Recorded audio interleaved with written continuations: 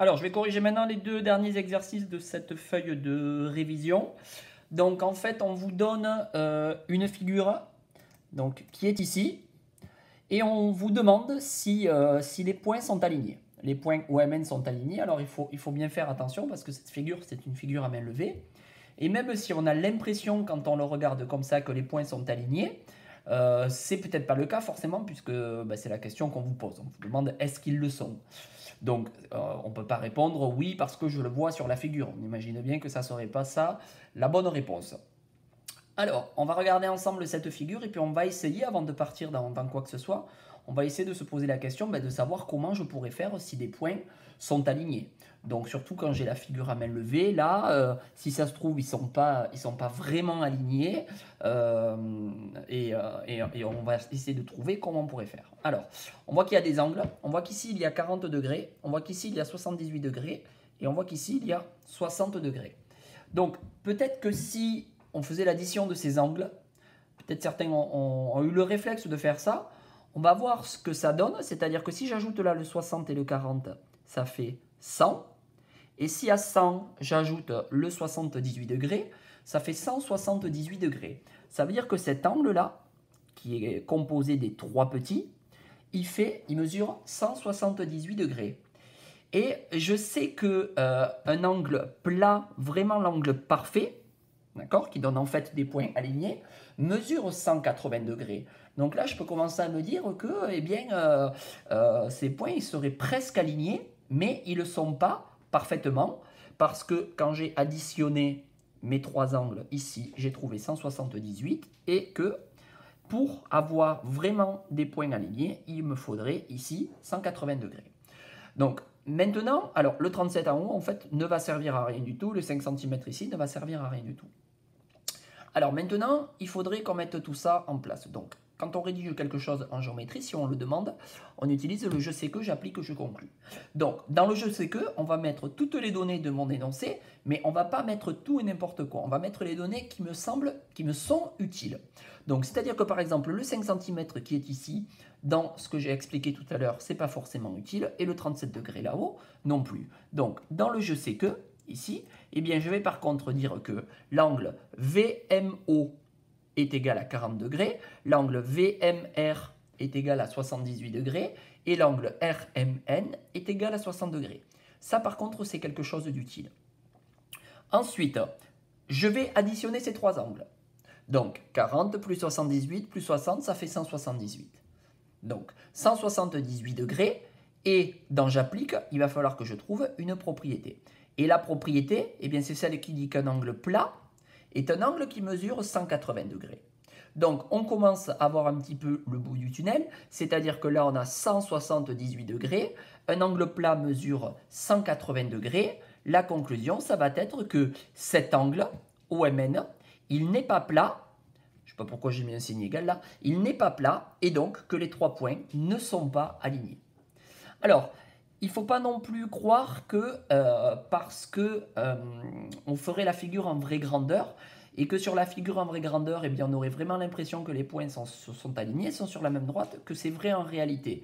D'accord? C'est-à-dire que les deux petits degrés d'écart qui manquent pour que les points soient alignés, on risque même pas de le voir sur la figure en vraie grandeur. C'est pour ça qu'il faut toujours justifier en mathématiques et pas se contenter de regarder en fait ce que la figure nous donnerait, de dire ce qu'on voit et qu'il faut vraiment justifier par des calculs ou des propriétés. Alors, le deuxième exercice, donc on vous donnait une figure un petit peu complexe.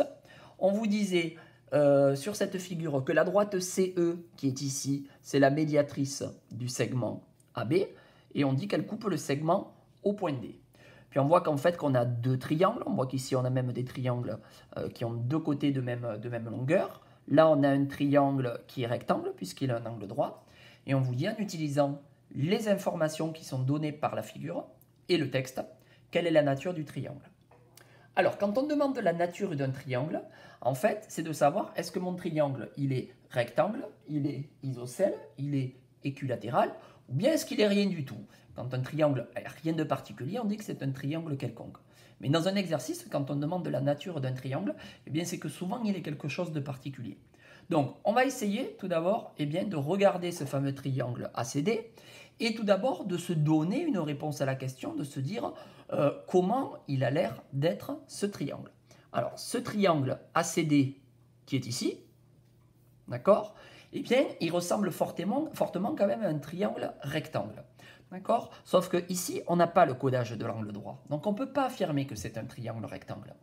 Par contre, peut-être que dans l'énoncé, il y a quelque chose qui pourrait nous laisser entendre que ici, j'ai un angle droit.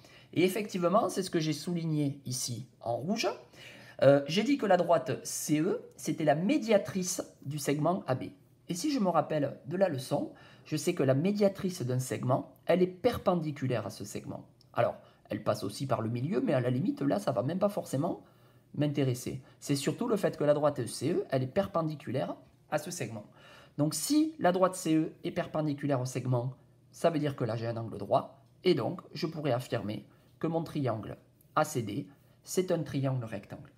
Alors maintenant, il faut que je rédige ça correctement. Et c'est ça qui est difficile, la rédaction, la justification, surtout en sixième. Donc, comment je vais rédiger cette chose? Donc, l'énoncé me dit tout d'abord que la droite CE est la médiatrice du segment AB. Donc, c'est quelque chose que je peux dire puisque l'énoncé me l'affirme. Et ensuite, je peux dire que la médiatrice d'un segment, c'est une droite qui est perpendiculaire à ce segment. Alors, on sait qu'elle passe par le milieu, mais comme on n'en a pas besoin ici, je ne suis même pas obligé de le mettre. Donc, je sais que la droite CE, c'est la médiatrice du segment. Hop, la droite CE, c'est la médiatrice du segment AB. Je sais que la médiatrice d'un segment, elle est perpendiculaire à ce segment. Je peux donc dire la conclusion, c'est que la droite CE, elle est perpendiculaire au segment AB. Donc, je le rajoute à la fin, c'est que la droite CE, elle est perpendiculaire au segment AB. Et donc, le triangle ACD, c'est un triangle rectangle en D, forcément, puisqu'il y a un angle droit. Donc ici, je pourrais rajouter l'angle droit sur ma feuille, puisque je viens de le justifier, maintenant je peux l'affirmer. Enfin, la dernière question, peut-on affirmer que les droites AB et EF sont parallèles? Donc toujours pareil, on va essayer de se donner une réponse à la question. Ces droites, en tout cas sur la figure à main levée, elles semblent parallèles. Donc je peux faire ce que j'appelle une conjecture, c'est-à-dire je peux dire ce que je vois, ce qu'il me semble. D'ailleurs, on a utilisé ces termes en classe. Les élèves commencent par se dire qu'est-ce qu'il leur semble. Et là, il semble que les droites AB et EF sont parallèles. Maintenant, il faut le justifier correctement. Alors, je ne l'ai pas mis ici, mais on vient de dire qu'il y avait un petit angle droit là. Et là, ici, j'ai aussi un angle droit. Et là, je pense que certains élèves, ça doit peut-être leur rappeler quelques propriétés sur les droites que l'on a vues dans le 4e chapitre ou dans le 3e chapitre. C'est-à-dire que si une droite, la voilà, est perpendiculaire à deux autres, ici, alors la conclusion, c'est que ces deux autres sont forcément parallèles entre elles. Si ici j'ai un angle droit et que ici j'ai un angle droit, eh bien ça veut forcément dire que les droites AB et EF sont parallèles entre elles. Et donc c'est comme ça qu'il faut le rédiger. On va utiliser je sais que, j'applique, je conclus, puisqu'on nous le demande ici. Donc on va dire dans le je sais que la droite CE, elle est perpendiculaire à ces deux droites qui sont ici. Alors même si c'est des segments qui sont dessinés, on peut parler de droite. Le terme d'ailleurs parallèle et perpendiculaire, souvent on le réserve aux droites plutôt qu'aux segments. Donc la droite CE, elle est perpendiculaire à ces deux droites. C'est ce que je vais écrire au-dessous, dans le je sais que. La droite CE, elle est perpendiculaire, alors je vais marquer aux deux segments, on peut marquer aux deux droites AB et EF. Et la propriété que je vais utiliser, c'est celle que l'on a vue en début d'année. Si deux droites sont perpendiculaires à une même droite, alors elles sont parallèles. Donc, si deux droites sont perpendiculaires à une même droite, alors elles sont forcément parallèles. Et conclusion, les deux droites AB et EF sont donc parallèles. Voilà. Donc tout ça, ce sont des choses qui sont assez difficiles en sixième. Les rédactions, la justification en géométrie, c'est quelque chose d'assez complexe. Donc on en fait beaucoup, nous, en sixième. On le revoit après en cinquième, et puis ainsi de suite. C'est quelque chose qui se fait tout au long de la scolarité. Voilà pour la correction de ces deux exercices.